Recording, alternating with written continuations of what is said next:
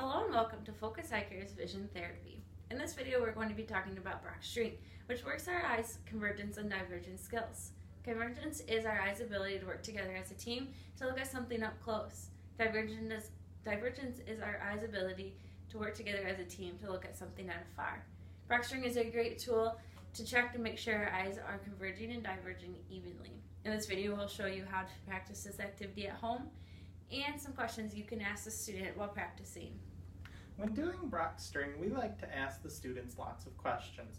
And these questions just give us a gauge of what they're seeing and reporting when they're converging and diverging. One of the first questions we like to get to is what they're seeing when they're focused on one bead. So, does it look like an X with two strings coming out the front and the back of the bead? A Y with two strings just coming out of the front or two strings coming out of the back? Or does it just look like a straight line?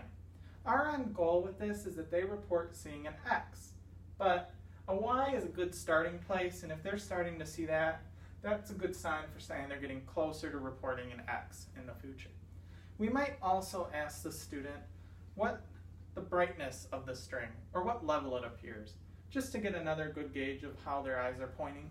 One thing you want to talk about with the student as they're doing Brock's string is whether they are experiencing physiological diplopia or built-in double vision. When they look at the bead up close, they should see one bead that they are looking at directly and then see the other bead that they're not looking at be 2. Similar to when we have the student hold their thumb up and make it 2. This is the setup for doing Brock's string at home.